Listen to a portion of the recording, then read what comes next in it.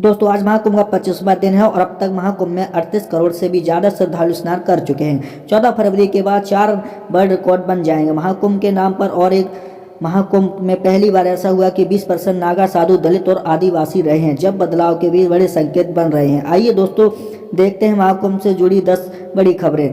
कल जब पीएम मोदी महाकुंभ गए थे उसके बाद अभी तक महाकुंभ में क्या क्या हुआ, आइए फटाफट से आज के महाकुंभ ब्रेकिंग न्यूज अपडेट देखते हैं। तो अब तक लगभग 38 से 39 करोड़ लोगों ने महाकुंभ में स्नान कर लिया। आज हरियाणा के मुख्यमंत्री नायब सिंह सैनी भी कैबिनेट मंत्रियों के साथ महाकुंभ में डुबकी लगाने जा रहे हैं। इस बार महाकुंभ में कई सारे विदेशी श्रद्धालु भी गुरु दीक्षा ली, तो कई वास्तु, कई डॉक्टर, IT डेवलपर, कईयों ने तो अपनी लाइफ छोड़कर, जॉब छोड़कर गुरु दीक्षा लेकर सनातन धर्म अपनाया।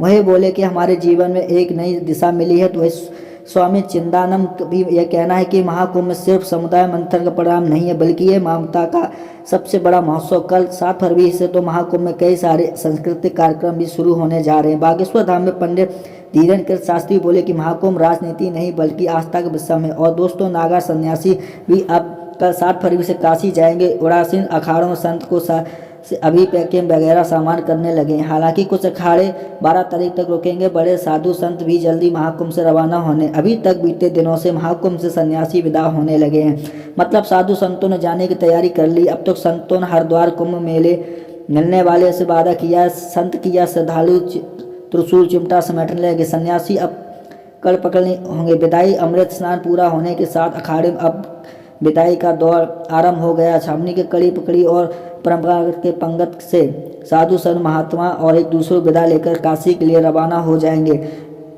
अचला सप्तमी के बाद अलग अलग अखाड़ों में कड़ी कड़ी पकड़ी होने वाली। महाकुंभ के भक्तों के लिए आज एक बड़ी खबर तो ये है कि मेले में भी बैरिकेडिंग को हटा दिया गया है। अभी तक भक्तों को 3 किलोमीटर पैदल चलना पड़ेगा। हरियाणा मुख्यमंत्री प्रयागराज पहुंच चुके। दोस्तों आज 4 पटून पुल भी खोले गए हैं। संगम अखाड़ा, मार्ग का अखाड़ा एक संगम की तरफ आने जाने के लिए 2-2 पटून खोल दिए गए हैं। महाकुंभ के लिए पहली ट्रेन रवाना हुई, जिसके गोवा मुख्यमंत्री प्रमोद सावंत ने हरी झंडी दिखाकर रवाना किया। और महाकुंभ में आज गूंजेगा जनजाति युवाओं का संवाद। और महाकुंभ में गाड़ी पार करने संगम तक पहुंचने के लिए अब श्रद्धालुओं को करीब 3 किलोमीटर ही पैदल चलना पड़ेगा। पहले 14-12 किलोमीटर पैदल चलना पड़ता था। अंडर बैरिकेडिंग हटा दिया है। भीड़ में अब ऐसे ज़्यादा रास्तों अलग अलग को पहुंचा दिए। होने वाली अमावस्या को भगदड़ मची, उसके लेकर अभी तक जांच चल रही। और अगर आप इससे संबंधित कोई सहायता या जानकारी देना चाहते हो तो प्रशासन को सहायता देना चाहते हैं तो नंबर पर संपर्क कर सकते हैं। ठीक ना वैसे महाकुंभ में भगदड़ मची थी। हालांकि कुछ दिनों पहले उस पर स्वामी चिदानंद ने कहा था कि बोले महाकुंभ हादसे में भगदड़ कहना गलत होगा, गलत तरीके से पेश किया जा रहा है। इसे कहीं ना कहीं एक हादसा कही जा सकता है।